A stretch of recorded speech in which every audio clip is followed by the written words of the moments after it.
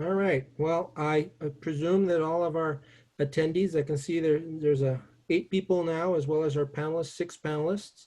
I'd like to welcome everyone to our town hall on the CFPP project. This is one in a series of ongoing meetings over the past number of years to provide information to the community about what the utilities department is up to.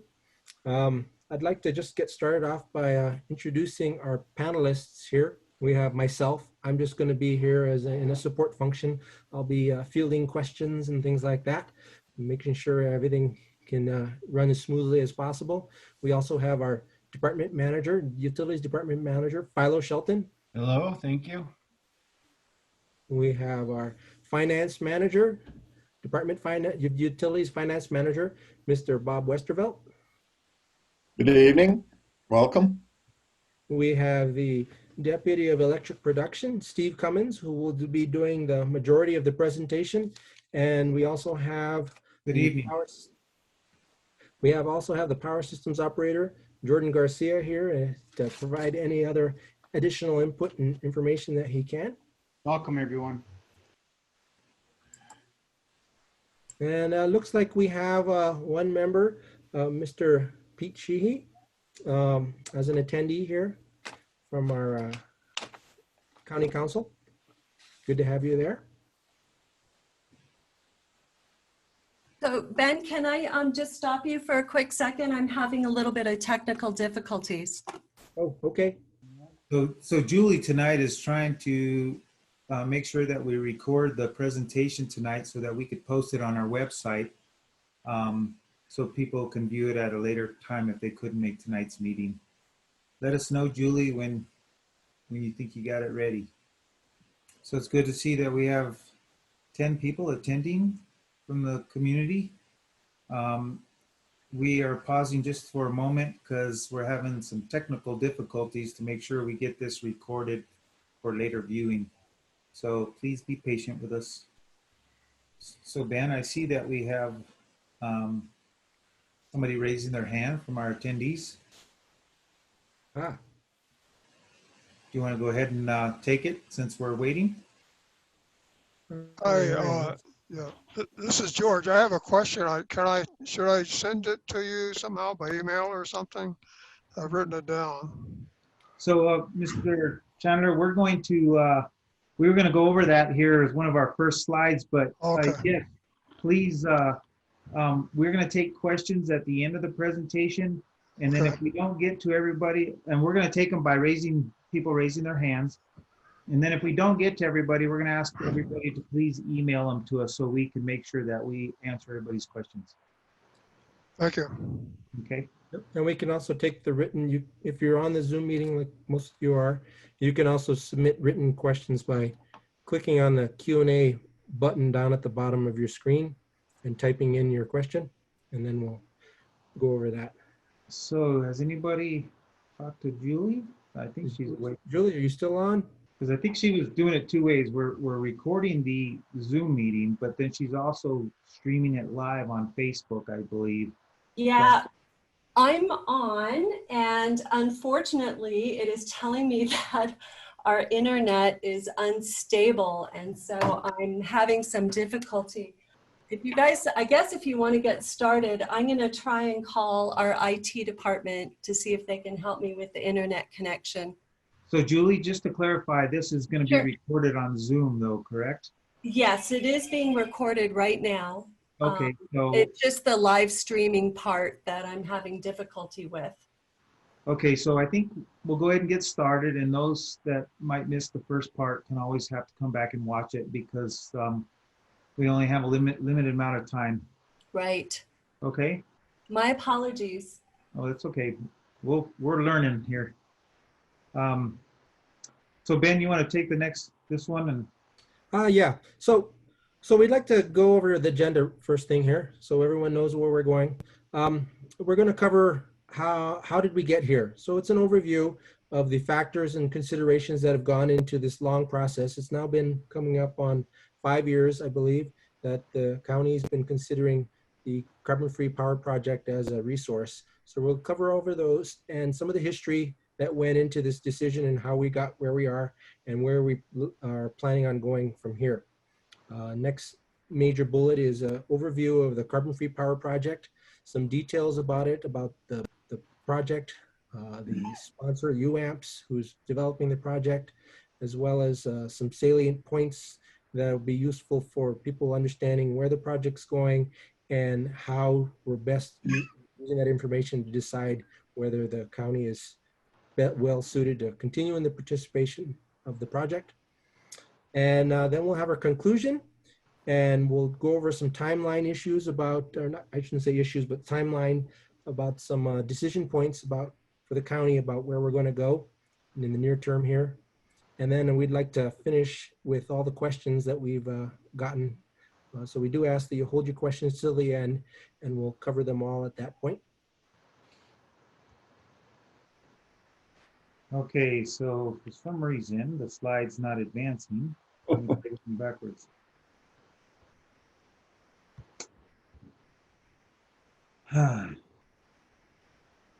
Tonight's not our night. Tell you what I'm gonna do, I'm gonna stop sharing and start again.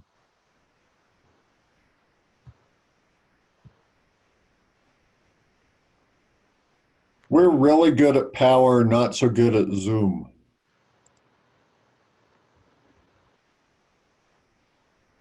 There you go, Ben. There we go. So as we said with the questions, at the end of the presentation, we'll take any questions that the participants have. Just raise your hand if you want to say it on the phone or on Zoom. You raise your hand and I'll get you in the order that I spot you. Or if you want to, you can go to the bottom of the screen and type on the Q&A section and type in your answer, and I'll read it out loud, and we'll cover that as well that way. So I'll hand it back to you now, Steve, to take over here and give us all that great information. I think I may have skipped some introductions, or some people may have joined in. So if you see anyone there I skipped, would you please mention them?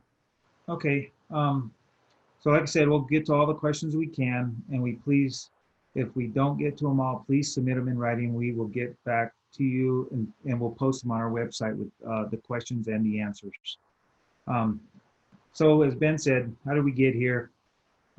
We need the need for replacement resources to serve our future power demands, particularly with the retiring of some of our generation assets like San Juan Generating Station, expected now in mid-2022. And then further down the road would be our Laramie River Station, which is our other coal plant, which is in 2040, 2042. We have a 2040 carbon neutral goal. We had a Future Energy Resource Committee back in 2015. That was a citizen ad hoc committee that was assembled to answer some questions. And one of them was what resources would be acceptable for serving the county's load going forward to meet our carbon neutral goal. Then the Board of Public Utilities did a subcommittee that pretty much adopted, I want to say 99% of the recommendations from the FER committee as strategic policies. And then that was in 2016. Then in 2017, we went out for a third-party consultant to prepare an integrated resource plan. And that's where the consultant looks at all the options available that are in alignment with our goals that are available to us, say, in the region, and it's based on cost and risk and some other factors we'll touch on right here, jumping ahead of myself. So it does, it looks at all the resources on a levelized cost of energy basis. So basically what that means is some projects, for example, maybe a solar plant is good for say 25 years or 30 years, whereas maybe the CFPP has a 40 or 60 year life. So they normalize everything so that it's compared on a levelized cost basis over the same planning horizon. It looks at risks associated with all of the alternatives they look at, the environmental impacts, and then operational issues such as transmission, whether they're weather dependent, are they controllable? Can we use them to follow load? The other things that we consider through this whole process is the fact that we have an electric energy coordination agreement with DOE and NSA, LANO, since the mid 80s, since 1985. That agreement is going to expire now in 2025, and we are currently in the process of renegotiating an agreement for post 2025. We look at resource generation, resource location, what balancing area it's in, and whether it's in PNM's footprint or outside of that. That's important for pancaking of transmission rates. We look at the demand in our generation profiles. Quite often, for example, wind has a generation profile. The wind project we looked at particularly blew at nighttime when our loads are down. So it didn't necessarily fit our demand profile. So not necessarily a good fit to serve our power demands. And then we're looking also at the evolving markets in the West and how that will affect future power operations. So this slide, we just clipped it right out of our 2017 Integrated Resource Plan. And it was the top three generation options that were presented for us to consider. Solar with storage was the top candidate based on a $65 per megawatt hour cost. And at that time, we fixed the SMR project also at $65 a megawatt hour. Based on the analysis and the multiple runs they did, it came in at 3.5% higher than the solar with storage over a 20-year planning horizon. There was more to the report. You can find that on our website, but there was the bottom bullet there noted that if we can cap the cost and mitigate the risks, that the second option could be a viable candidate. So we threw this slide in here because these are some of the resources that we considered over time. And basically in the past 12 years, there's been 12 different projects that we've taken a pretty close look at. Just want to throw those up there for reference. And currently you'll see, let me just move on because I think I summarize it a little bit later. Okay, this is a real busy slide, so hang in there with me, and then you'll see this slide a little bit later in the presentation where it might make a little more sense. But basically, what we're looking at here is the 20-year planning horizon, showing the resources of how we're going to meet our load. So I think you guys can see my cursor, but this bottom line here is the county's load. And you can't really tell here, but it's actually increasing slightly over the planning horizon. And then this dotted line up here is Lanol's load. And you can see there's a very significant increase in power demands based on some of the supercomputing and things that programs they have there at the laboratory.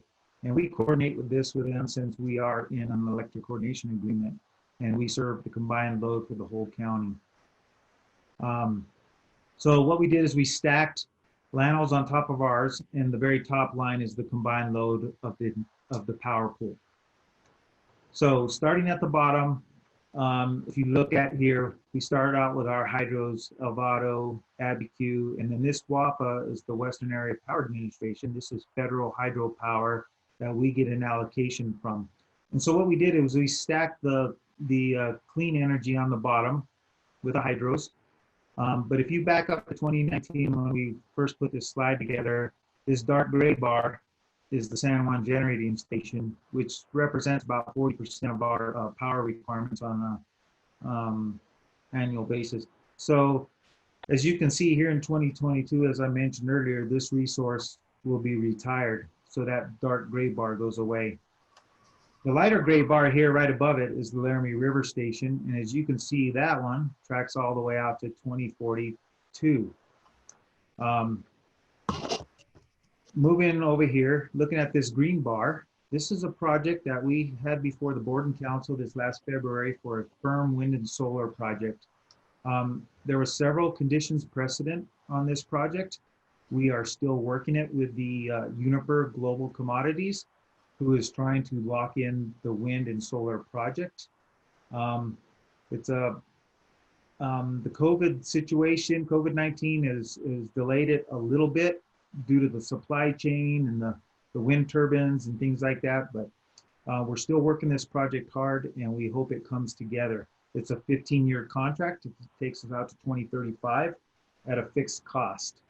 And then the contract could be extended, but they get to open it and renegotiate the price. So what we did here is just showed it for the first 15 years. When you get this far out in the future, as everyone knows very well, it's hard to gauge what that's going to look like. But this is just our snapshot of what one possible option looks like today. So right here in 2030, the yellow shows up, and that's the carbon-free power project. And as you can see, like I said, you get out here to 2042. This gray bar here is the Laramie River Station. It drops off. And here we are with our hydros, our WAPA allocation, and the CFPP, if this came to fruition. And it's slightly above the county's demand.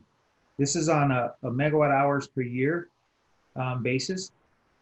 And another reason I like showing the whole chart is because this mustard looking bar at the top, that's currently what we are buying on the market. So today we roughly 70% of our load is served from owned resources or power purchase agreements, and the balance is purchased from the market.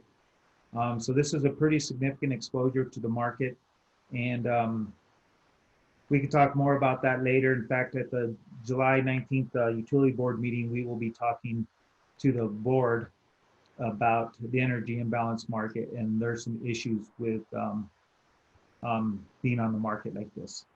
So like I said, we'll come back to this. And if you guys have questions, as Ben said, please, you can type them in the Q&A so that we don't forget them when we get later, or you can write them down, however you'd like to do that.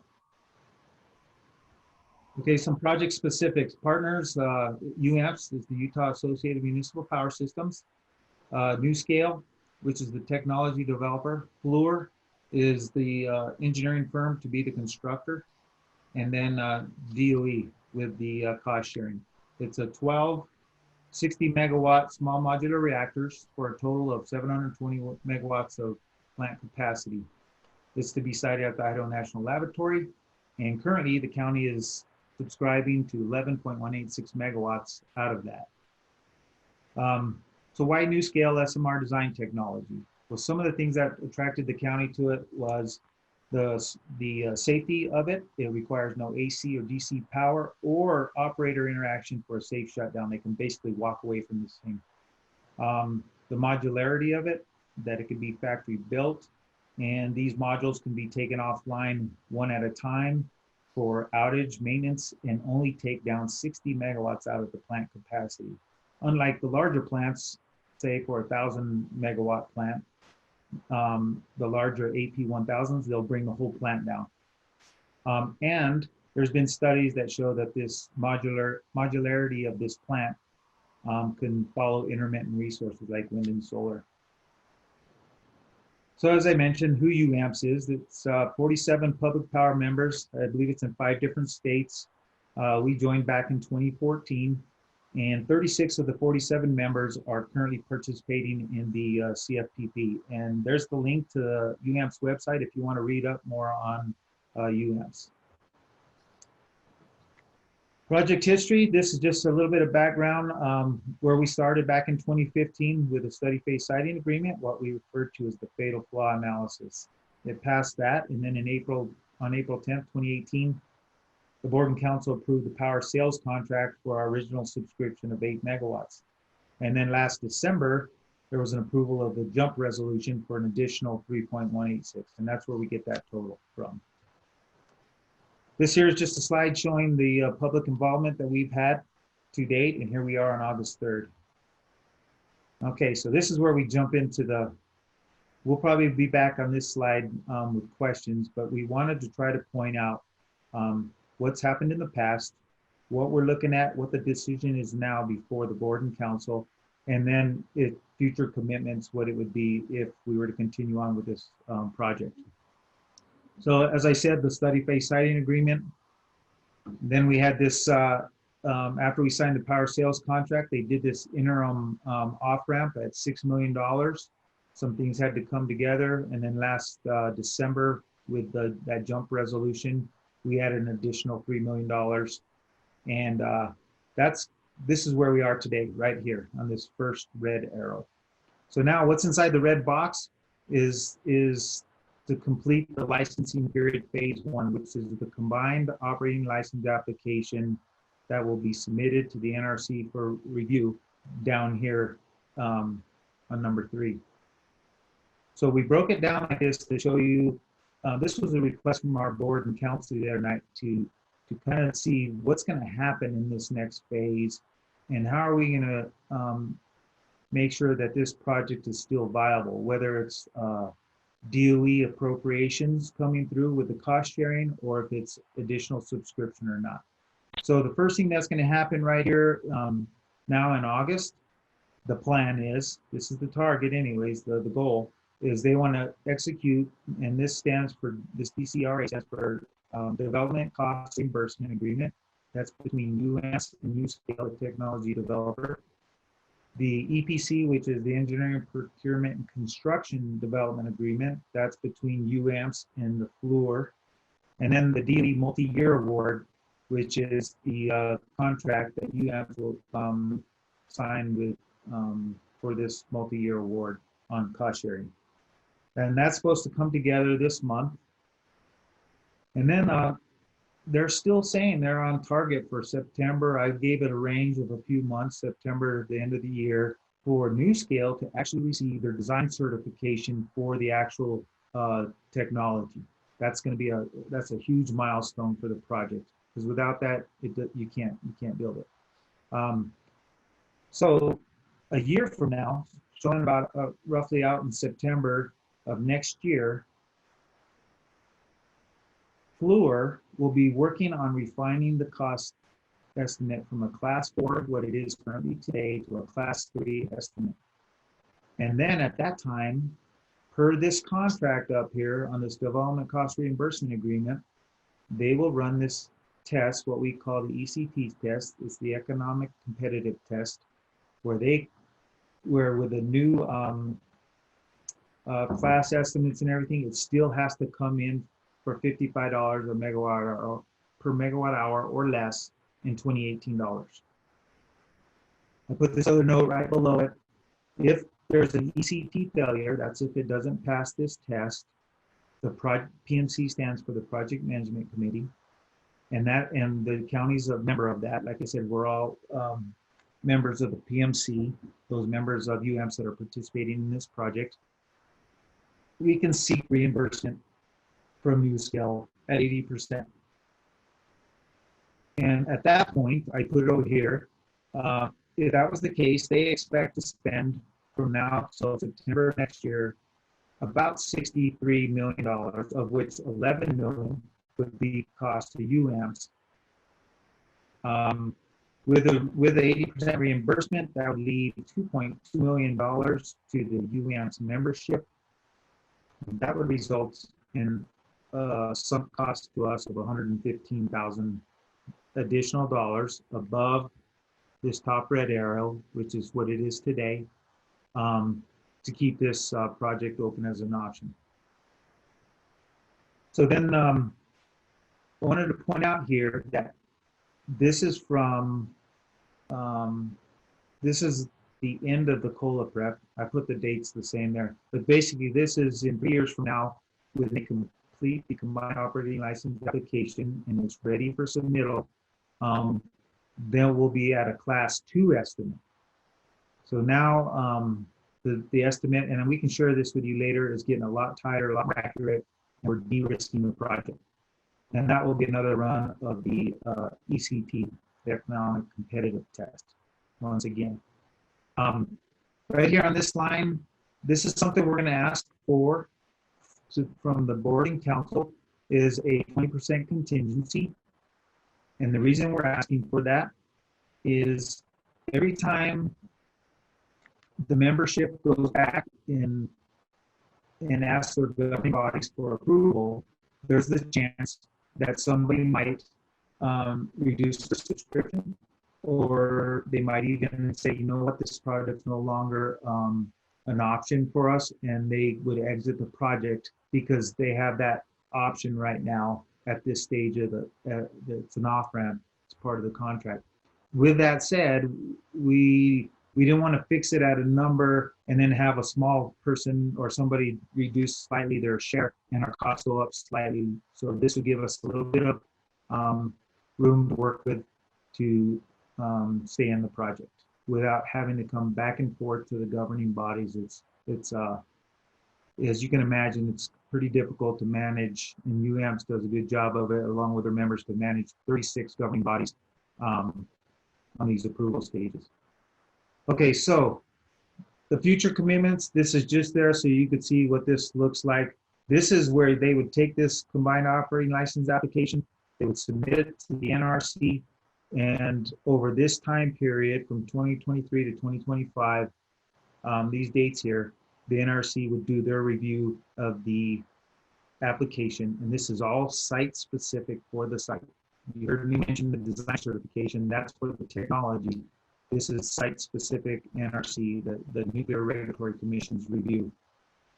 And as you can see, the stakes get a lot higher. This is the county's share. And then,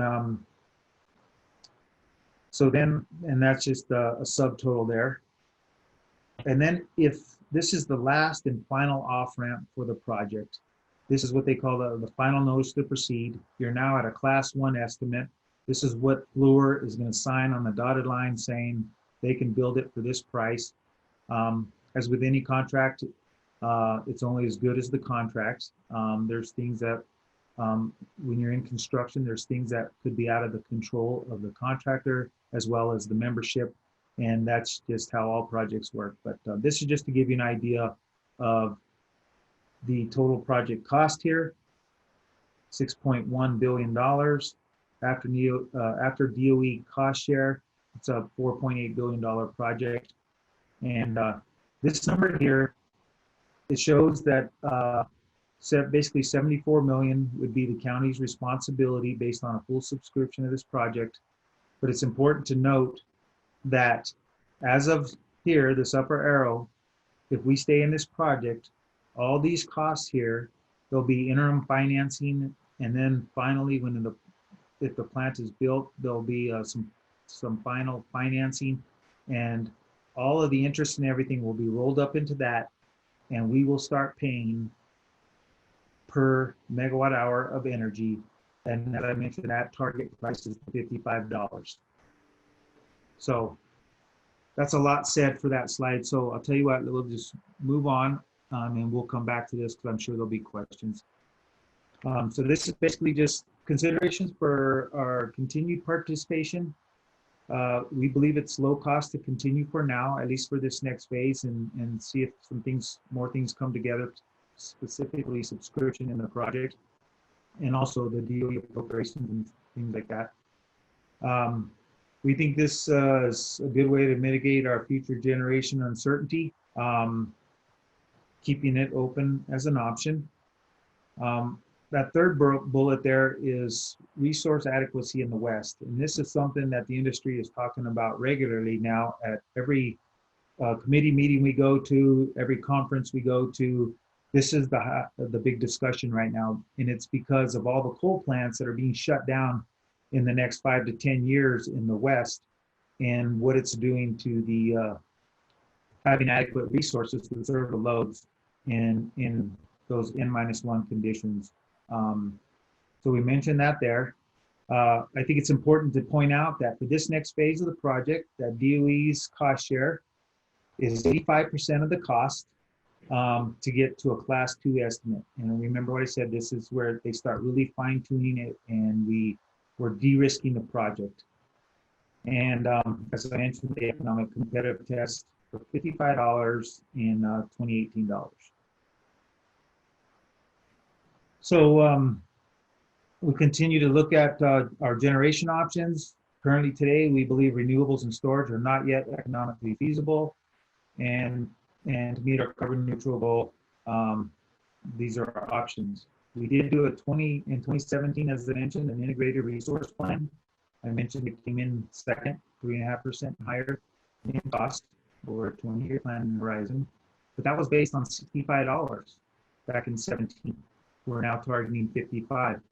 So knowing very well that storage technology and has come down in price as well, we would say that our 2017 IRP still is valid. And we wanted to mention the last bullet there, that if we proceed with this next phase, we will complete an updated integrated resource plan prior to submitting that goal to the NRC, because as you recall, that was about a $10 million investment for the county. So that's getting a lot more expensive at that point. So in conclusion, resource planning is very dynamic. Our industry's evolving and it's changing quite a bit. As I mentioned, we look at our load and our generation profiles, what's going on with the market dynamics. We are currently pursuing the two projects that I mentioned, the Uniper one, which is the firm wind and solar.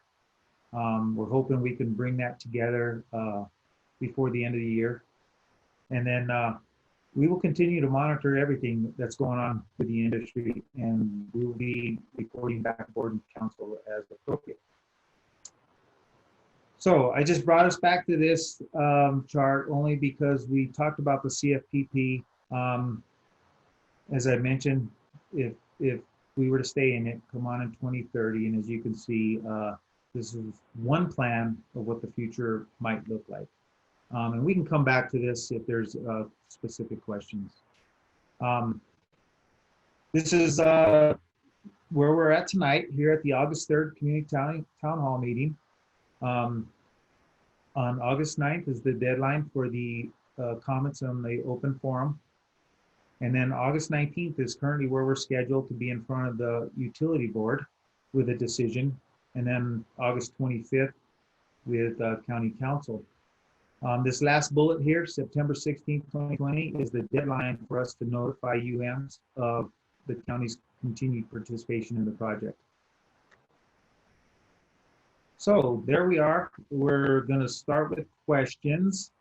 And I'll put this last slide up there just as a reminder of where you can find more information. You can email myself and I'll answer questions and we'll get them posted for everybody to see. So with that, Ben, where are we at on questions? All right, so we've got 6 questions that have been written.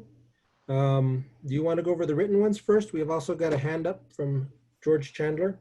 So Ben, I think we're going to do people raising their hand. We wanted to keep it as personable as possible. And I say we go with the hand ones and then we can switch back and forth if need be. All right, then I would ask Mr. George Chandler to unmute himself and ask his question. Okay, thank you. The questions I have are the first three that are written there, but here's the thing. You've sold this concept on the basis that it used tried and true technology. That was something that NewScale emphasized. But it's also on the basis that the fuel is unique, the design of the fuel nuclear core and the coolant make the design inherently safe.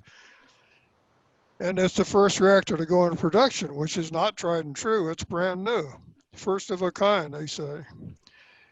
And recently, they've announced that they're increasing the enrichment of the fuel to obtain a 20% increase in power output. And they're hoping that that's how they went from 50 megawatts per module to 60.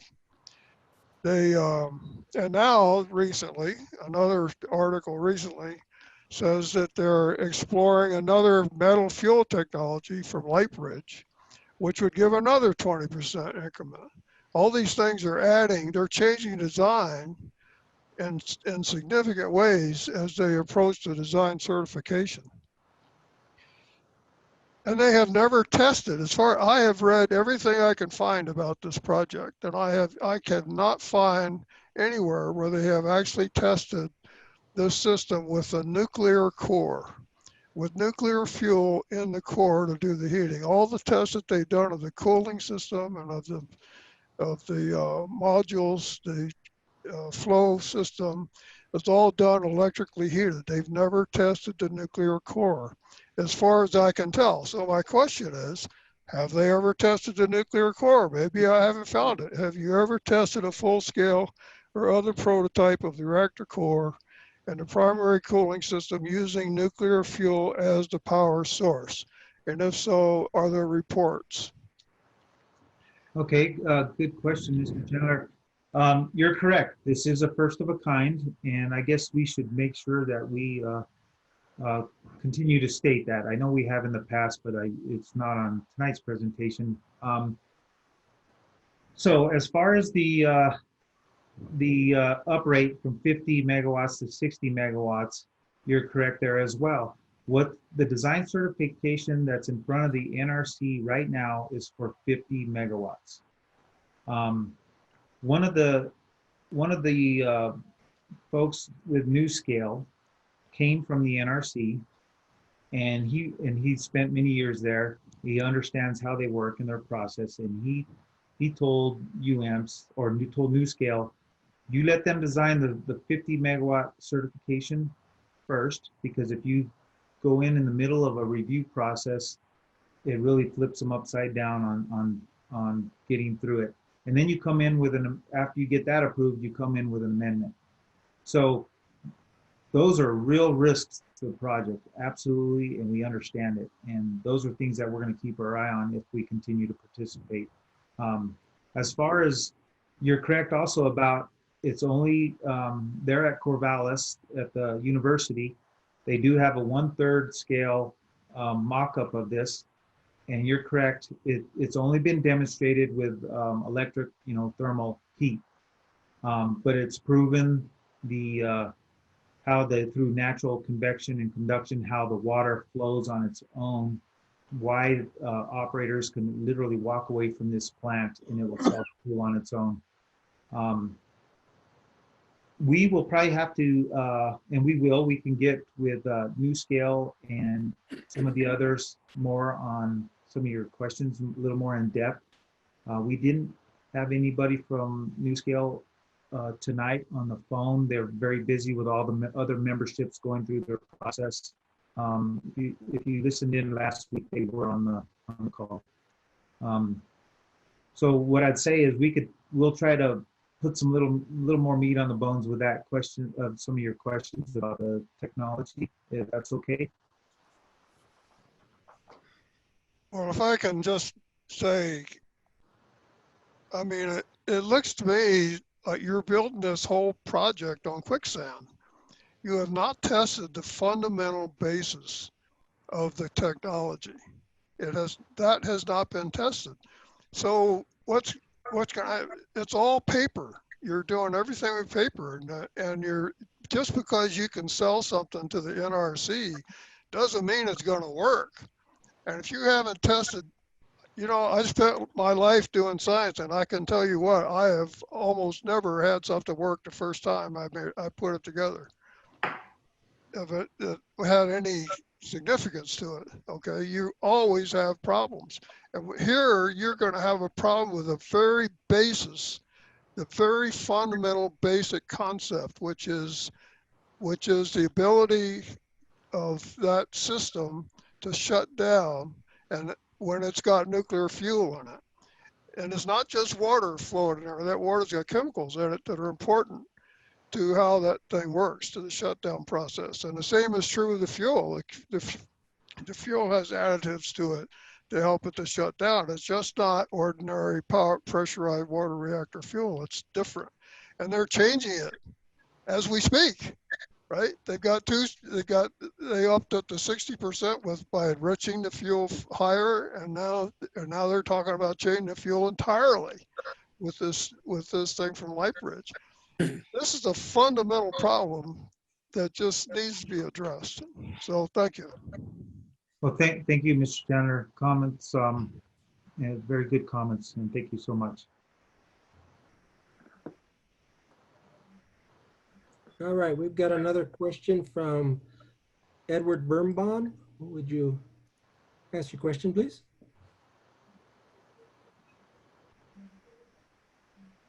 guess not. Okay, can you hear me now? Yes. Yeah. So I guess my question is that you have this very extensive analysis of the nuclear system, but it doesn't seem like you have any analysis of the vanadium flow battery solar system. So I'm kind of curious, why is the price so high for that, and how is that price determined, and make it actually as high as the nuclear system? That just doesn't really make sense to me. Maybe you can explain it. Okay, so Mr. Birnbaum, appreciate that. In our 2017 integrated resource plan, they looked at, and it was specifically solar with storage using vanadium flow battery. And our consultant, which is Pace Global, basically just verified what we had received, which was a quote or from one of the developers that could put it, and it was the same developer that gave a bid to Facebook there in Las Vegas to serve them with solar storage. And it was using the vanadium flow battery. So because we were very similar in size to Facebook in terms of load, they just took their name off, put our name on there, and sent it to us.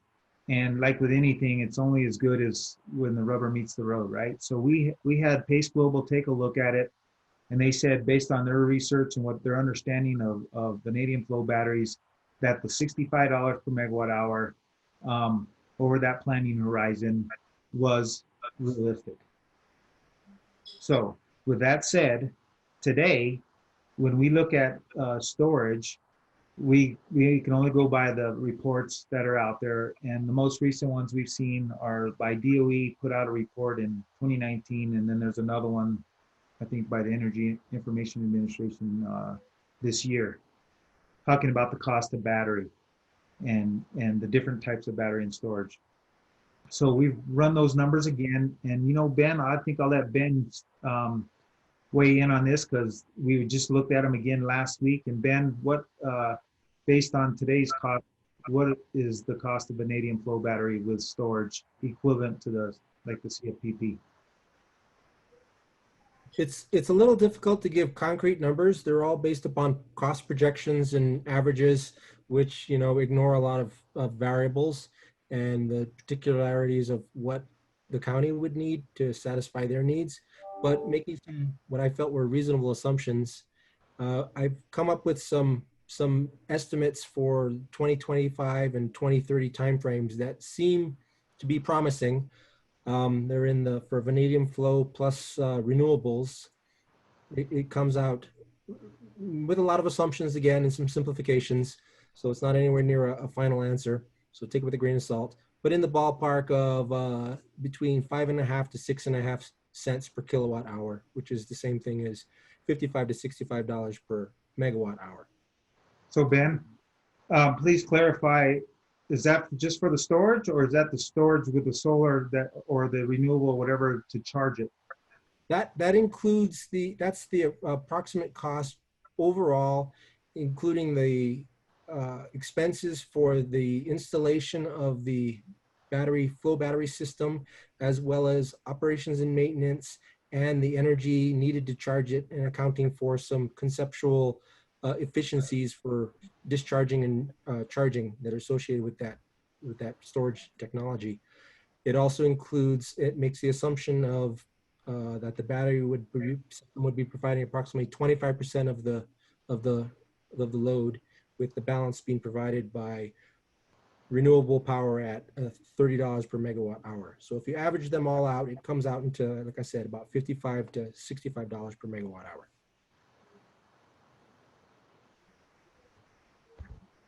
Well, I confess it just seems hard for me to believe that you can build a nuclear plant for the same price as you can build a solar battery plant.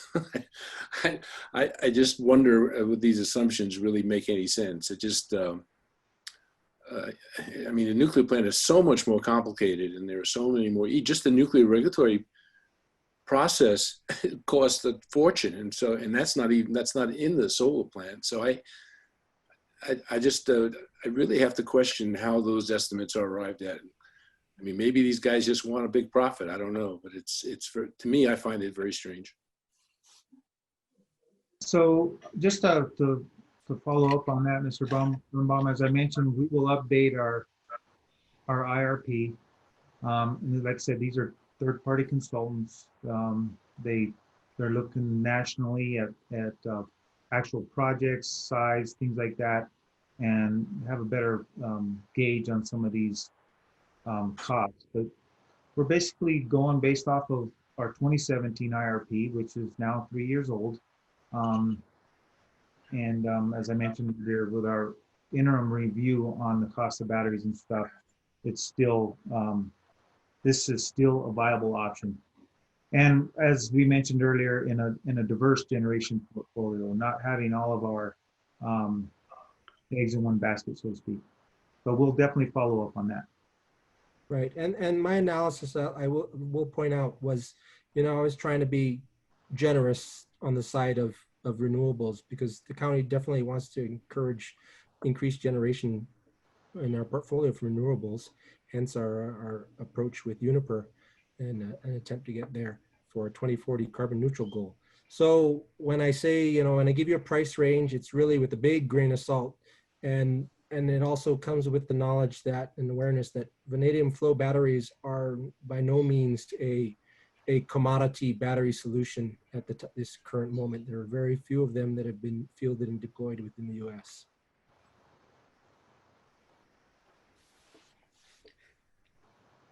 Okay. Can I ask another question, or? Sure. So it seems to me that the timeline for the nuclear project is such that I don't see how it works with the Uniper project that you're talking about working on.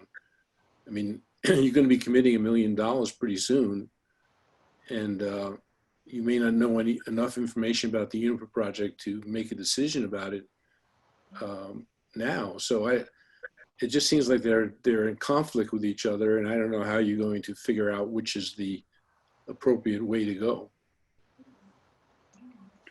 So my screen locked up again. Oh, so I was trying to get back to the slide. So the green and the yellow is what you're referring to there, where if we were to pull the Uniper project together, and it would come together as we presented last February, and the CFPP would come together, as you can see there'd be at least a 6-year overlap, putting us a little bit on the heavy side when it comes to on an annual basis to energy.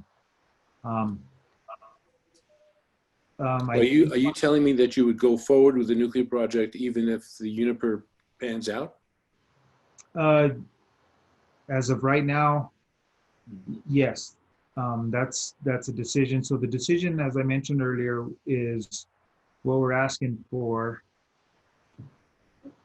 is this next phase. And as you can see, it's out till 2023. Right now, the Uniper, if it comes together, we expect it to be online with the delays that it's recently experienced in 2022. So there is an overlap there. But as you can see, we're still looking for the future. As I mentioned, it's fixed for the first 15 years. And then it's a contract that gets to be reopened and renegotiated. So what are you going to do with all the excess power? So that's part of the reason we show this slide here is, as I mentioned, this mustard color here at the very top this is all market purchases. So I think I'd mentioned we typically conserve about 70% of the combined load of the county and Llano from our own resources and PPAs, and about 30% is purchased on the market. Yeah, I understand that, but I don't think you should mix up what Los Alamos needs with what Los Alamos plus the lab needs. I mean, are we making the decision based on supplying Llano with power, or are we making it on the basis of supplying the county with power? So you're absolutely correct here. This overlap with the green and the yellow does put us in a long position with excess energy. Currently, as I mentioned, we are negotiating with Llano, for a post-2025 ECA. And they would be more than happy to follow us as long as they can towards our carbon neutral goal. But I think we've mentioned before, they're also got to consider cost more heavily than we do because of the nature of what they do and competing with other laboratories. So you're absolutely right.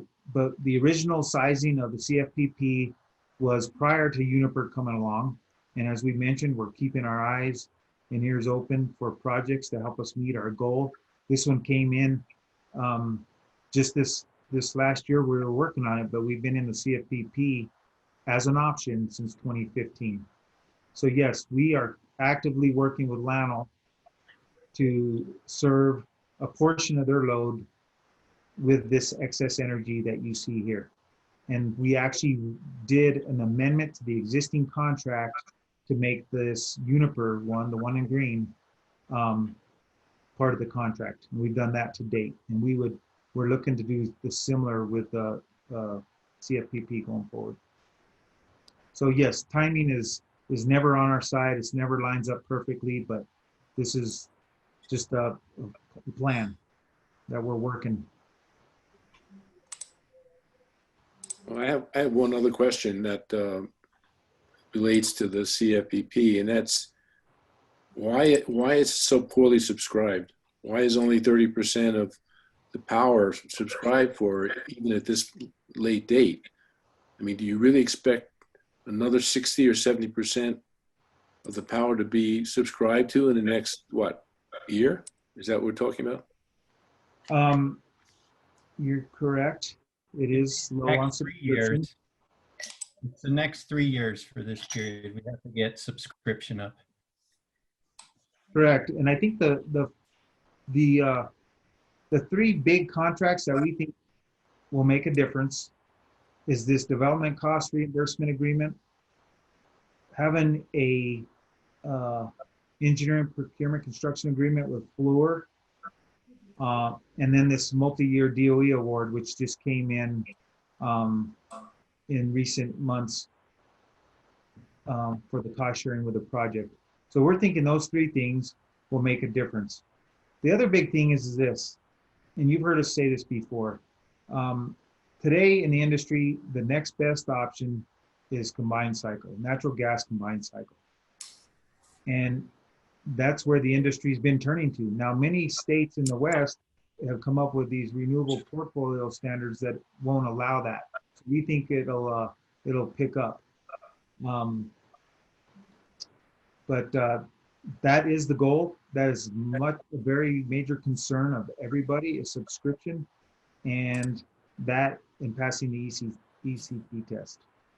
UAMPS has indicated to us that there are several utilities on the sidelines watching to see if this comes together.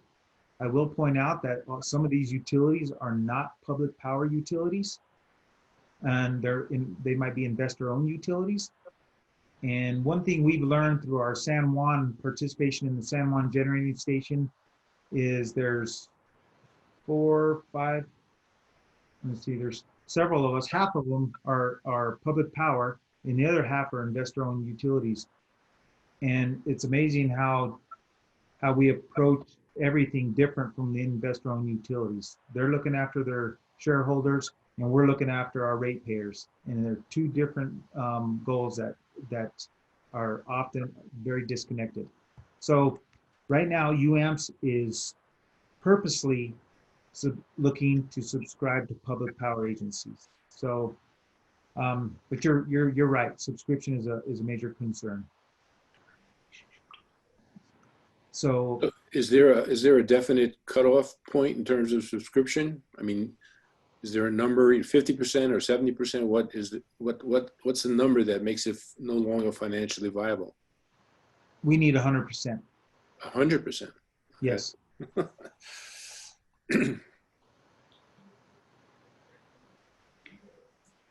So if you're okay, Mr. Bergbaum, we're gonna go ahead and I think we got a lot of people writing in questions. If you're okay, we'll move on to some of those. And if you have any follow-up you want, please send us questions.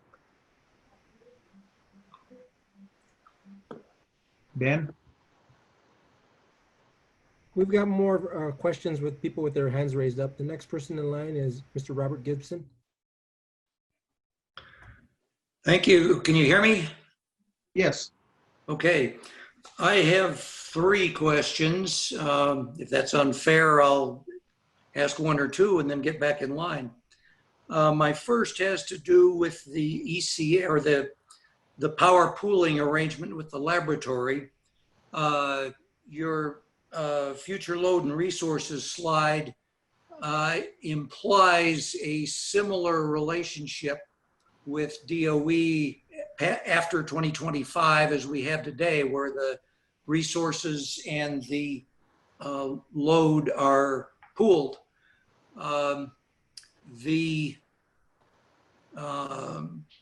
Is that the current negotiating strategy or expectation?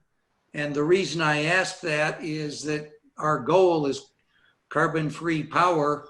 The ratepayers of Los Alamos County own a very large carbon-free power source or two sources in Ebicu and El Vado, yet under the pooling arrangement, we only get 20% of that clean power. And the lab doesn't seem to really care a whole lot whether they get clean power or not.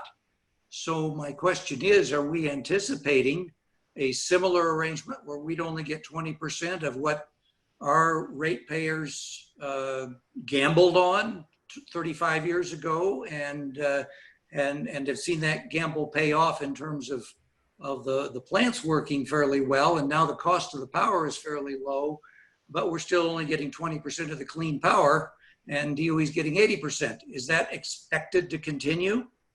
So that, Mr. Gibson, that's a very good question. And no, it's not. As I mentioned, we've been negotiating and talking about this for a few years now. We have delivered a term sheet to DOE and NSA, which everybody at the operating committee level has agreed is a good path forward for the future. And what I wanted to point out is in our integrated resource plan that we did back in 2017, it took a close look at the relationship between us and the Department of Energy in this power pooling agreement. And it came back and said that we were better off together, but there had to be a different allocation on cost sharing, because like you said, the county owns those hydro facilities. The county is the one that went out on a limb to buy into San Juan to serve this much larger load. So no, we are talking about going forward is to meet our carbon neutral goal. We get to take credit for our annual demand. And then we got some other creative ways to increase the renewable that would actually end up in the laboratories side of the shop. So did I answer all your question there? I think You did answer that question, and that's an encouraging sounding answer. Second question, you said that if the ECT should fail, we are entitled to seek 80% reimbursement from NuScale. If the ECT should fail, what is the likelihood that NuScale declares bankruptcy and we can't recover that 80% from them? that's a good question. It's my understanding to date, Fluor is the biggest investor. I thought it was 80% of NuScale. In fact, I think they mentioned the other night they've looked for some other investors, some smaller ones have come in. But so with that said, I think we have the backing of Fluor. You know, after that, I don't know if I could answer your question if they all went bankrupt. Who gets first, who's first to be paid out or whatever, and how that works in bankruptcy court and things like that. And I don't know if Philo or Bob can add anything to that. I don't have anything more to add short of, you know, the backing is Fluor. They're a multinational construction company, and currently they're 14 out of 20 in the top ratings. So You know, we are in the recession, but when these estimates come in, they're hopefully we'll be climbing out of that so that, you know, bankruptcies it's difficult to make a call at this point with the economy. So, but you know, they're still a viable company. Well, I'm not too worried about Fluor, but that's one reason that organizations structure as they do, so that if one aspect of it goes belly up, it doesn't take the whole ship down with it. So I'd be worried about NewScale as its own entity without necessarily Fluor bailing them out. Third question. Back in 2015, when we were starting to look at this project, NewScale was projecting that they would have this plant online in 2023, which seemed rather optimistic at the time, but that's what they were claiming. So that was 8 years from 2015. Here we are 5 years further down the road, and they're 10 years out, and we know things always take longer than expected. Why has the projected online date slipped from 2023 to 2030? And what confidence do we have in that timeline? So, Mr. Gibson, that's a very good question. And so in NewScale and Fluor are approaching about $1 billion that they have invested into this design certification and all the work that they've done, I believe, since 2008 that they've been working on this. UAMPS membership, as I mentioned, there's 36 members currently participating in this, and all of us have different timelines of when we need the power. And we also have other options available to us. So from the membership's perspective, just for the purpose of not getting too far out on a limb with this project, de-risking it and making sure that some things come together, UAMPS, on behalf of the membership, has told NewScale and Fluor that, for example, when we brought this to the board and council in 2018, they said, why doesn't the DOE step up more? We're not, you know what, we need an interim off-ramp. So they put in the $6 million agreement that's shown right here on this second line on this slide. And that was to make sure, and that one had 100% reimbursement on it. So the point I guess I'm trying to make is the membership is not going to do this project unless it's ready. And that's why it's been broken into all these little bits and pieces with these agreements for reimbursement and things like that. Now, NewScale and Fluor, on the other hand, they got a lot of money out there, as you can imagine, trying to get this technology off the ground. As Mr. Chandler said, it's a first of a kind. So it's really in their interest to for some of these things to come together and things like that. That's where that's at as far as the schedule slip. Thank you. Okay. So Ben, I don't know, there's a lot of people writing in. Maybe we'll take a question from the write-ins. Maybe some people aren't on a computer and they. Sure. A Does it have to lot be of them maybe are overlaps with the questions that have already been voiced. There's some questions that George Chandler had, and I believe he asked them verbally. There are some other questions from Mr. Birnbaum. I'll jump ahead here too. I noticed that we have a question from Lorenzo Norman Veneri, and it asks, has CFPP considered much smaller microreactors on the order of 5 megawatts electric per unit, like the ultra-safe nuclear micro-modular reactor, with the idea that it could match up with the load that the county would need to fill with NewScale, and the idea that it could be built in Los Alamos instead of in Idaho.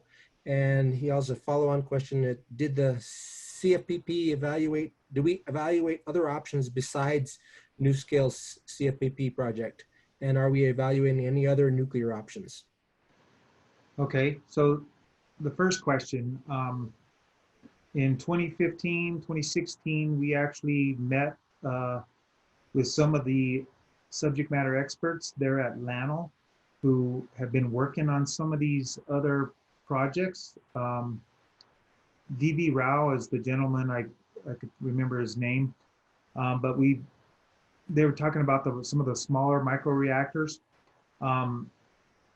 It's our understanding to date that maybe these are used on Navy ships or something like that, but they're not in the design certification for producing power like this project is. They're not in the same schedule, so to speak. But that's about the only interaction we had with the smaller ones. Something that did come up early in this project was, where else would the carbon-free power project or the NuScale technology, where else could it be placed in the Western Interconnect to best serve load nearest to the different load centers and things like that. And so we paid a part of the study that NuScale did, and they actually even looked at Los Alamos. They looked at Carlsbad, New Mexico, which I think is the only site that came up as a candidate. Los Alamos was not a candidate because of the seismic, was my understanding. But this is based on the 50 megawatt module. So I think the other question was, is we looked at any other options. So I mentioned in the IRP, it looked at combined cycle, solar, wind, storage. It looked at RICE units, the reciprocating internal combustion engines, which are ran off of natural gas or fuel. We looked at those, and they, as I mentioned earlier in the slideshow, the things that they compared operationally, cost, and things like that. So those, obviously, those don't all meet our carbon neutral goal, but they were looked at as a backup. So Ben, did I touch on each one of those questions? There's one other aspect I think that he was asking was, are there other small modular reactor technologies that we could have used too? And at this point in time, only the NuScale's small modular reactors in the design certification process with NRC. There's other designs under consideration, but they are not as far along as NuScale's. Good catch there, Philo. Okay. If that's okay, Ben, do you want to go back to do we have any more hands or? Yeah, we have some other written questions from Edward Birnbaum, but he's also got his hand raised. So we'll just go back to him, and if he wants to voice them, he can get to them now. Okay. Okay, thank you.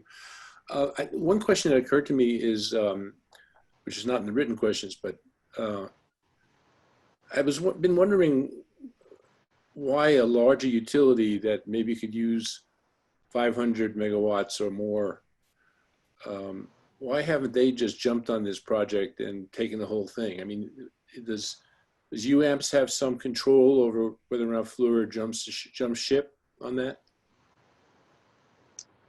Well, Mr. Birnbaum, the first part of your question there, as far as why other utilities, larger utilities, aren't just looking at picking it up because they, obviously much larger and could spread the risk costs over a much larger rate base.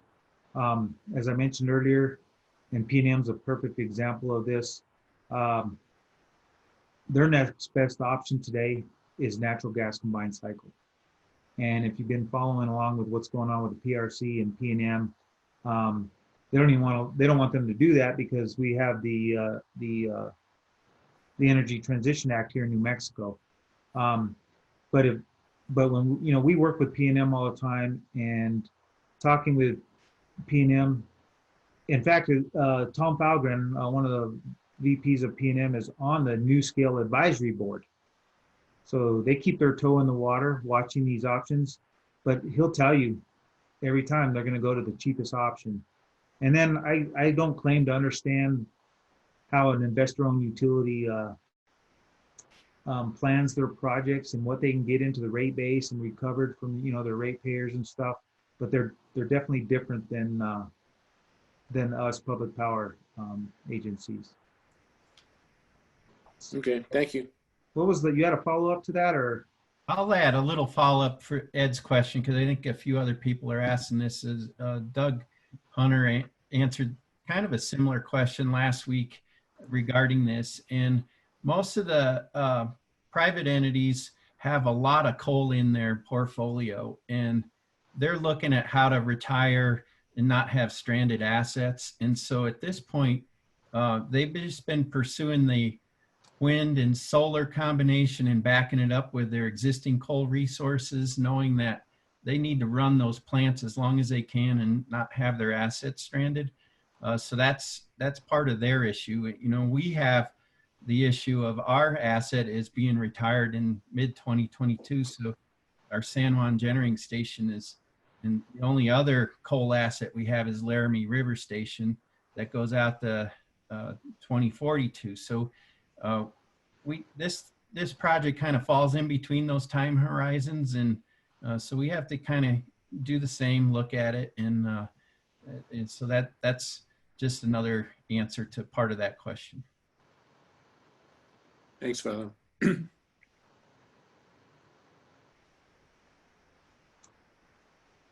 What do we got, Ben? Well, we have no more raised hands at the moment. So if you'd like to, we can start going over the rest of the written questions. Okay. The first one on the list was from George Chandler, and I believe he asked this verbally, but we'll go over it real quick here. Have you ever tested a full-scale or other prototype of the reactor core and primary cooling system using nuclear fuel as a power source? If so, are the reports available? If not, why not? And when do you expect to make such a test? And third part, the uniqueness of the NuScale SMR concept rests squarely on the unique fuel and cooling that make it inherently safe to shut down independently of outside power.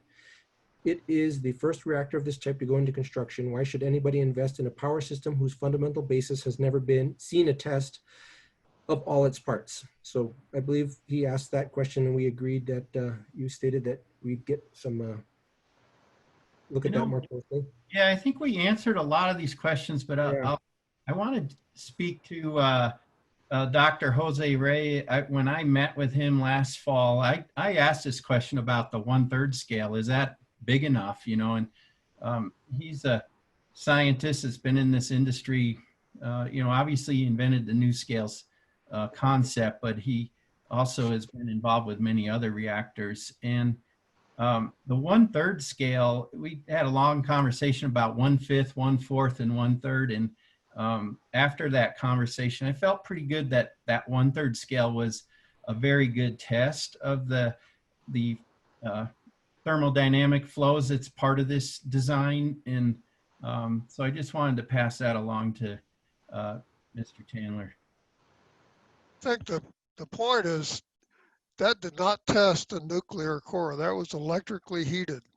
That's And correct. that is not a test of the critical, important, unique features of this design, which is in the nuclear part. There's no test that they've done that tests that part. All those other things are done with electrical heating, and it's nothing but mechanical engineering. And that's correct, Mr. Chandler. And like I said, we'll follow up on that a little bit more, but it's my understanding this is traditional light water reactor technology. The rods in this one obviously are scaled down in size. We'll have to follow up as far as what they were doing to enriching the rods to get the, I don't want to speak to that and misspeak, but we'll definitely follow up on that for you. Okay, thank you, because their literature is ambiguous, and you know they slide over a lot of stuff when they talk. Okay. Well, thank you for that. All right, I'm going through the questions, and let's see, there was a question that we talked about renewables plus battery costs. So that's covered. We talked about other nuclear options. We talked about bankruptcy of NuScale. Okay, here we go. Here's a question. If the Uniper, from Mr. Edward Birnbaum, if the Uniper project is successful, how does that impact the CFPP? So Ben, I think, and Mr. Birnbaum, I think we touched on that a little while ago. my screen's locked up again, but as I said, there is some overlap there. We, as I said before, we think the CFPP is still an option we should keep on the radar screen, at least through this next level. Because as you mentioned, and we talked quite a bit about, is subscription is critical. The design certification for the technology is absolutely critical. And also we believe with the cost 2 or class 2 cost estimate, it's going to prove out more. Can they hit the $55 and things like that? So I know, and don't take this wrong. This is a lot of money, $1 million additional. So it's and with a contingency, we're looking at $1.5 million investment that we potentially might walk away from in 2023 if we were to move forward with this. Definitely a lot of money. Try to put that into perspective with our, this year's budget, our power budget. We have a $35 million budget just this year alone. And I also would like to mention something that, and Bob could weigh in on this, but when we negotiated the California's exit out of the San Juan generating station, they paid the remainers money for them to get out of the project 5 years early. The county received a little over $2 million for that. And the reason you'd say, well, why would they do that? Why wouldn't they just stay in 5 more years? Well, it's because they had a carbon tax that they had to pay due to the California law. So basically, they made it a win-win, and they got part of the savings, and we got part of the savings by them getting out 5 years early. And so I mentioned that because from electric production side of the shop, and I'll let Bob weigh in on this, but at the time we looked at that and we said, man, we could take that money and move closer to our carbon neutral goal. We can investigate some of these options. And so I just mentioned that. Bob, if you want to weigh in on that, please do so. I'm not sure I really have anything to add to that.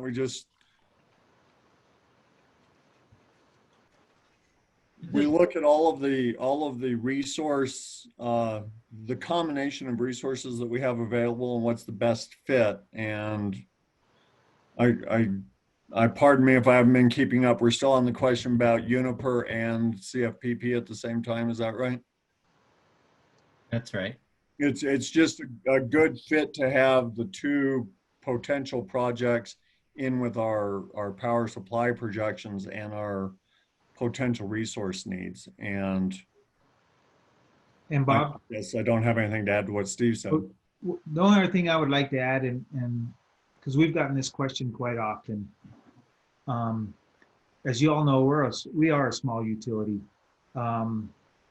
Even with the laboratory's load, if we have a peak demand for like 90 megawatts. Even with that, we wouldn't necessarily go out and build any one project. Now, maybe solar and some storage is more appropriate, but some of these other projects like the CFPP or combined cycle and things like that, we would never do it on our own. We would have to partner like we are with UAMPS. And I only mention this because just because somebody's building a project down the street from us, like P&M or Tri-State or some of the others, doesn't mean we are going to get a seat at the table. So I mentioned that this is an option. It's being put together by a bunch of small public power utilities, and it's just an option at this point. It really, truly is. I wanted to mention a couple things about Uniper too, because the contract, we did get through the energy coordination agreement that resource integrated in with our blended cost of power. And so that obviously continued through 2025, and we're negotiating that through 2035. But one of the things is Uniper is it's not 100% renewable power. What's it on the order? 85% is renewable, and then it's backed up with either natural gas or coal, whatever generating resource they have. So it's a great step forward, but it's not 100% there. So it doesn't have that battery storage element, for example. So I guess I just wanted to point that out, that it meets kind of our direction, but it's not it doesn't go 100% all the way there on our carbon-free goal. That's correct, Philo. And thanks for pointing that out. I think they're targeting an 80% renewable. And that's another thing I'd like to say about this Uniper thing. We work with several marketers, Uniper, Guzman, Arrivon, Tenasca Power, because our folks buy and sell power from them daily. And these folks are at all of our committee meetings and things like that. So we're always talking to them. This product that Uniper is putting together is going to be kind of like a first of a kind as well. And as I mentioned, there's some conditions precedent that have to happen for that to come together. And Uniper, I can't remember the size, how many gigawatts they have worldwide. We could find those numbers for you, but they're a very big company, and they have the horsepower to overbuy wind and solar. So they're looking at like 50 megawatts of solar and I think 20 megawatts of wind to sell us a 15 megawatt block of power around the clock. And even with that, they have the real-time operators, marketers on the market to make up that other 20% from the market, which, as Philo said, would more likely be gas or coal, at least for the foreseeable future. So I only point that out because it'll be great. In-house, we talk about this and we say, well, that means if they can pull this together and they can grow and get bigger, and they have the resources to back it up and the diversity through their customer diversity and through their geographical diversity. Large companies like this have the horsepower to do that. And we're thinking, oh, this would be great into the future. Then we can get another one after that. I didn't mean to like tie it to the first of a kind like a nuclear power plant, but it is definitely a first of a kind product. And we're starting to hear some rumblings with Arrivon. We've been talking with them, and they're looking at similar type products in the future. Yeah, and I want to just add one more sort of thought or concept, and it has to do with our partnership with the laboratory and with the DOE. And even though that the current contract expires in 2025 and we are negotiating a potential future contract, which may look different, and it may not be sharing resources in exactly the way that we're doing now, but it's still very likely to involve some sort of a partnership with our resource mix requirements are different. And if we are heavier on a non-carbon neutral resource, we need enough carbon neutral resources to meet our carbon neutral goal. And if that means that we have some extra, that gives us a resource that we can potentially negotiate with the laboratory on providing to them either a direct sale of that resource, a partnership where we're sharing resources and just allocating how we're taking credit for the resources we have. Lots of different options, but all of them take multiple years to negotiate and put into service. So if we waited until 2025 to see what I'll call it the new ECA. I don't know what exactly configuration it's going to take. If we wait until 2025 until we know that to start trying to figure out how we're going to address the load requirements, then we're not going to have the resources on hand in order to do that. But what we're trying to do this and structure this in a way that regardless of the potential changes to that electric coordination agreement, we have a good resource mix to meet our needs and to meet our potential partnership needs with the laboratory, or to be able to utilize those resources, market sales, or some other way of disposal of any excess. But it's just provides us a lot of flexibility by having multiple resources available to meet these sometimes conflicting and sometimes complementary resource requirements. So Bob, I would just add to that, you know, Lanol is like a large industrial customer. So they see their peak during in the mid-afternoon, whereas we of the county see ours in the evening when everybody comes home. So that's another reason why when they're heavy, we can take it possibly, or vice versa. Something else to consider.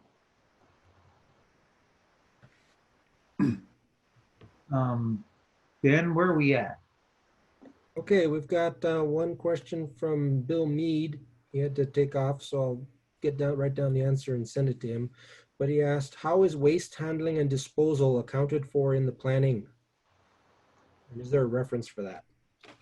Okay, so we've been told that anybody that's going to go through the NRC process and to build a nuclear power plant has to pay a fee to the Department of Energy for nuclear waste.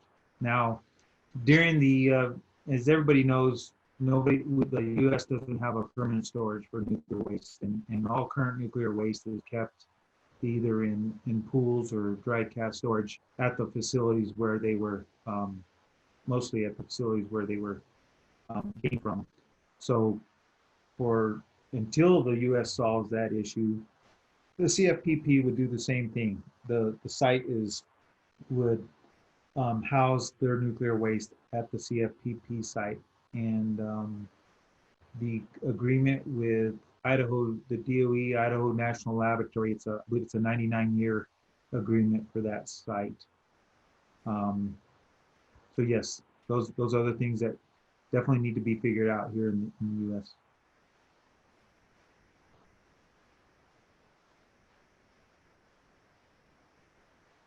Ben? That actually is one of the kind of neat features of this project is for a traditional nuclear power plant of this size, of this capacity, I don't remember what the acreage figures are, but it would require an order of magnitude larger acreage for the safety zone than this project does. This project, in terms of land, requires a very small footprint, and that includes the footprint of the nuclear storage for the waste storage for the fuel for the entire operating life of the plant. Yeah, that's a 40-year. Yeah, A 40 acre site for this versus a 10-mile. I think it's a 10-mile safety zone for the AP 1000s. so it's a very small chunk of land, and that includes the storage of the nuclear waste that is generated during the life, the anticipated life of the project. So it is planned for not disposal, but storage, the way all the other nuclear plants are storing waste now until the United States as a nation comes up with a long-term storage solution for nuclear waste, as Steve mentioned.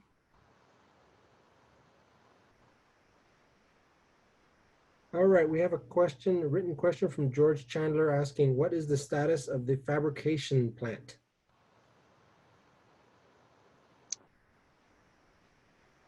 So if I understand your question, Mr. Chandler, the fabrication. So yeah, we talked about this being factory built. Obviously, well, maybe it's not obvious. There's no factory today. So if you had a chance, maybe you didn't, when NewScale and Fluor were on the joint board and council meeting, they talked about this, but they talked about part of the getting to a class 2 estimate is locking in the supply chain with the different suppliers that are going to build the different components for this project. Ultimately, the goal would be to have a factory and all these supply chains established, so it's built like a product like out of any other factory. But that is definitely a difficulty for for a first of a kind project. But like Peter Nollmeyer with Fluor mentioned last week, that's part of getting to a class 2 estimate is start to lock in and spread the risk so that the supplier can't come in the 11th hour and say, you know what, I'm doubling my price. So what they're doing is they'll start locking in all the parts and pieces to bring this together. And we can follow up more on that later if we learn any more from the subject matter experts. Thank you. Okay. We have a written question from Edward Birnbaum asking, one of the issues for using solar is the downtime or quality factor. Do we have any data on how often we get 1 day, 2 day, 3 day, etc., cloudy day periods where solar would not be producing power in different potential solar areas in New Mexico? And what areas are possible for an 8 megawatt system close to transmission lines? Okay, well, a high level answer is, and we've seen this with our 1 megawatt, actually our 1 megawatt at the landfill has been less, but the National Renewable Energy Laboratory, I think it's on their site, and Ben, you could back me up on this, but I believe there's like a 23% capacity factor for New Mexico, for our region. We've seen less than that out at our landfill, but that's behind the meter here. Of course, that's on an annual basis. And what was the second part of that, Ben? Do we have any data on how often we get multi-day periods without solar production? I think we can get that, some historicals from NREL, the National Renewable Energy Laboratory. But that is one of the things that was evaluated in our integrated resource plan was the operational and the intermittency of it. And so it's not an easy thing to answer, but it's a question that we've talked about in our shop a lot is, well, what if you have a 1 week extended period of cloud cover? So your batteries and solar don't do you any good, or maybe it's only partially available to you. Then the next question is, as well, you'll find yourself exposed to the market. That's all changing as well. So, and I say that's changing because the new market that's happening, that we're moving into now, is this energy imbalance market, and it's a way for the Western Interconnect to move renewables around. And you have to, there's a requirement that you have to submit your schedule on a daily basis that you're 100% covered. So what that means is, if you have an intermittent resource, you have to have something there to back it up. And that's why we've always said with any intermittent resource, it costs more than just the 3 cents, per kilowatt hour for, say, solar, or 2.5 cents, wind down at 1.8 cents, because then you have to have that fossil fuel resource or something to back it up in the event that it goes down. So it's one of the requirements of being in the power industry, and it's a little bit easier for investor-owned utilities like P&M. And I say this because P&M, and you've heard us, some of you have heard us talk about this, but they're what's called a balancing authority.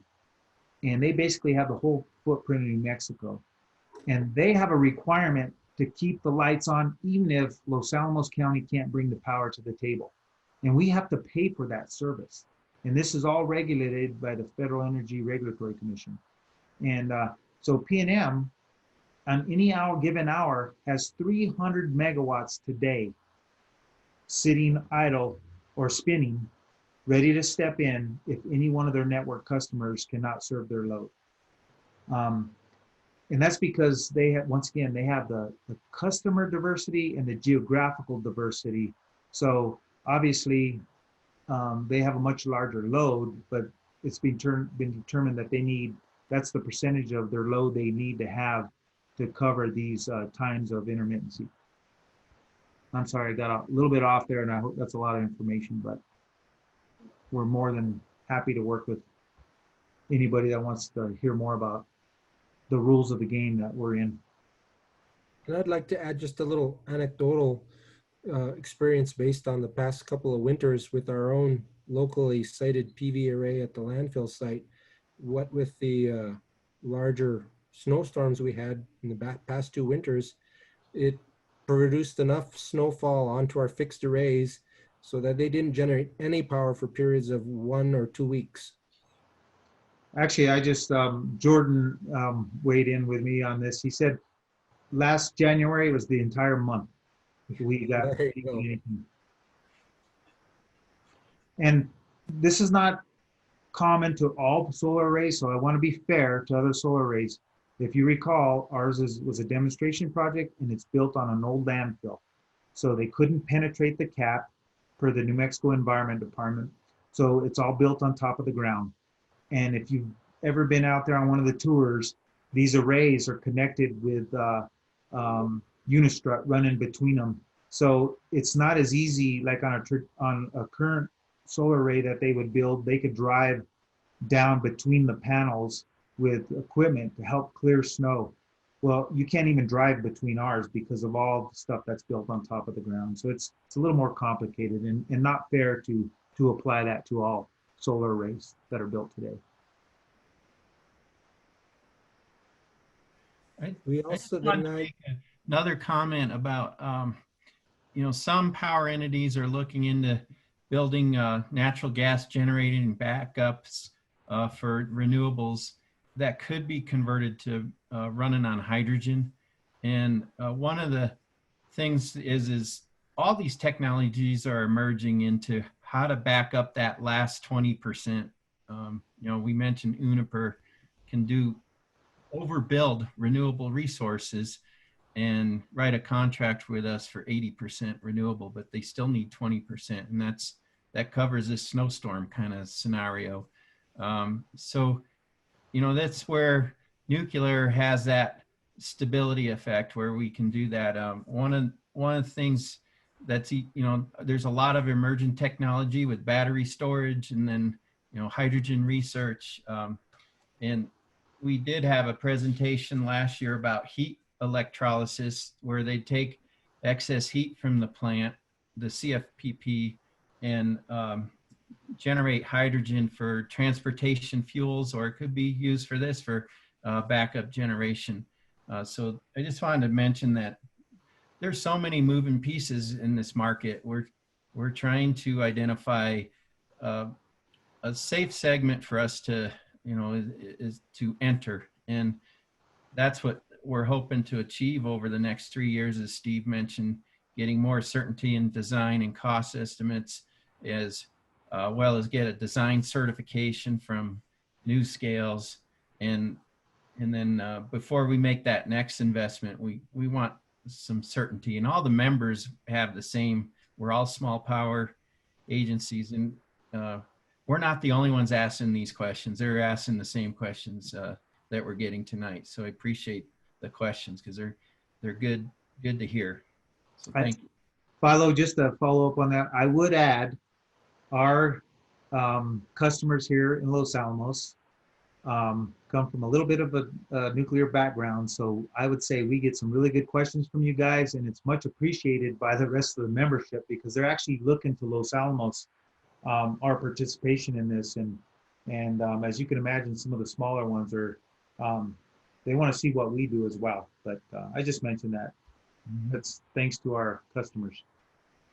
all right. We've got one more written question from Edward Birnbaum. What happens to the megawatt price if the project is extended for 5 more years?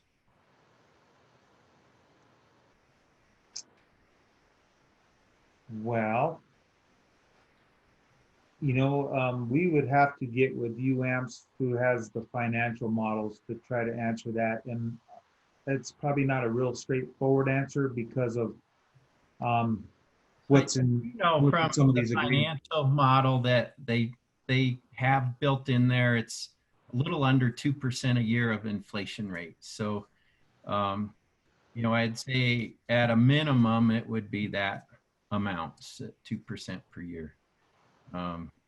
But I don't know, there's other things that float into that model. It's financing rates and right now we have favorable financing, as well as DOE has a financing program as well, like we have with other utilities. We have some government financing programs we can tap into, but time sometimes can be the enemy, and sometimes it can be helpful. In this case, the project's delayed a couple of years, allowed us to work with DOE to increase their funding up to $1.4 billion for this project.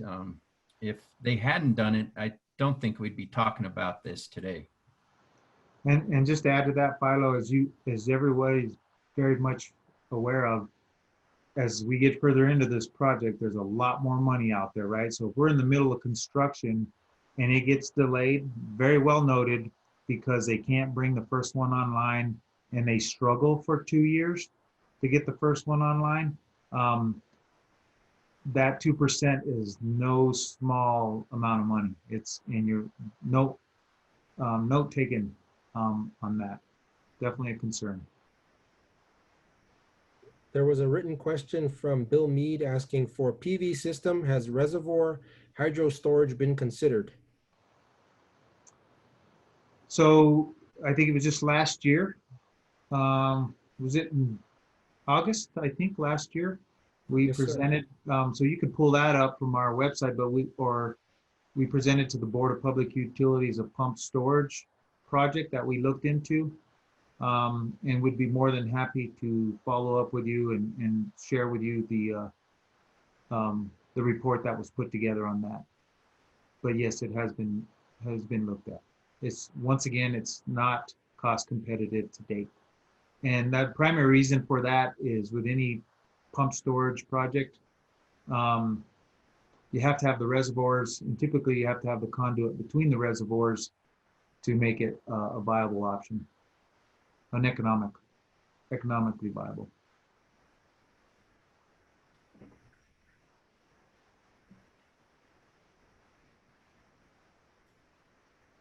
All right, let's see. One last one just popped up from Lorenzo and Norman Benetti, saying, exciting to see that this is seriously considered and that carbon is serious concern, that nuclear options are in the mix, front and center. Wondering if this is too big a risk for Los Alamos. The 90+ M commitment is large and the time scales are 2030+. Can Los Alamos afford to lose that money? Are there not lower cost bets we can make on nuclear technologies with shorter timeframes? Probably should be very careful risking money on tech development that may or may not pan out. I think it's unusual that we are being asked to spend on design, development, and licensing. I bet NuScale can make it work if they manage to get the $6 billion, but what cheaper, better options will be available in 2030? Has Los Alamos ever paid for the licensing, design, costing of other power producing prototypes? Really exciting project. Well, thank you for the comments. A lot of good points in there. And I think the biggest risk the county has been involved in was back in the mid 80s when they sold about $100 million worth of bonds to buy into the San Juan generating station and to build the hydroelectric facilities. Now, obviously, proven technologies, both of those. So doesn't address your question about the first of a kind.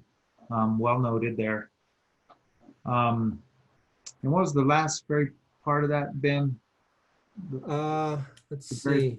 Has Los Alamos ever paid for the licensing, design, costing of other power producing prototypes? So that's it. Go to the slide that shows the percentage though for the COLA prep, because they have, DOE has increased that share. Next, just you passed it, where the 85% right there. Right. So this next phase that we're asking for, and it's the fourth bullet there, is due to this multi-year award from the DOE, they would pick up 85% of the cost for this next phase. Now, it sounds great, and it gets us to a class 2, and we can de-risk this and decide once and for all whether or not it's still too risky. We've heard every one of your comments and concerns, and I promise you, we have talked at great length about all of these. But as coming back to this slide, all the way through this next phase, and accounting for what we've spent since 2015, this would be the investment. And you're absolutely correct. Going beyond that is going to be the biggest, is going to be really the big decision, because $1.5 million, it won't even affect our rates. We can set aside on an annual basis for the next 3 years, and with our $35–40 million a year budget, it will not affect our rates. $10 million on the other hand, is a little bit steeper. Well, 10 times almost, right? So very big decision at that point. And all these concerns that you guys have brought up about subscription and about first of a kind and all that, there's going to have to be a lot more maturity with some of this, particularly with subscription, for us to go forward. So the question is this the time? Is this the time now? Or we've been looking at this, or do we want to give it a little more time to see if it has a real chance to succeed?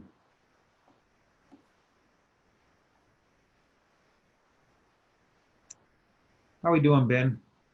Looks like we got a couple more statements.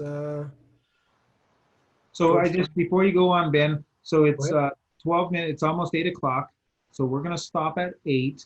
So as I mentioned early on when we started, we'll spend the next 12 minutes talking about whatever. But please submit any of your questions that you didn't have a chance to discuss tonight. We would like to answer them and would like to make them a part of the record for everybody to see and to share them with board and council. So please do that. Go ahead, Ben. Okay, we have one last question at the moment from Edward Birnbaum asking, at this point, am I correct that there is no plan to build a 1/3 nuclear fueled operating plant prior to going forward with the project to build the first reactor? So a nuclear fueled, is that you, Nuclear fueled, yes. yeah, no, there is no plan to build a 1/3 scale nuclear fueled model.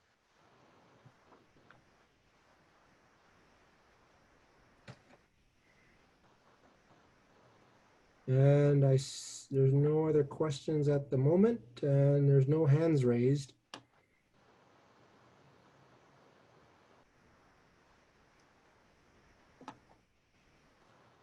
If anyone has any other questions or any other discussion they'd like to bring up, please speak up now.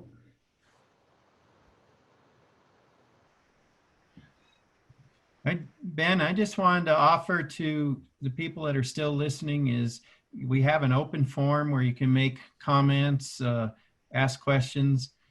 That's going to be open here for the next week or week and a half. And please So the 9th. for that. And then we're happy to continue that discussion through the open forum. And we're going to post a lot of these questions online with a FAQ list. So check our website from time to time here and we'll get your questions answered. We definitely don't want to, we want to turn over all the stones so everyone's informed. This might be a first if we end the meeting 10 minutes early in Los Alamos. Good planning, Steve. Well, I would like to say the same as Philo mentioned. Thank you all for participating. It is your utility. It is a big decision. Please attend the board meeting on August 19th, where the board will consider it.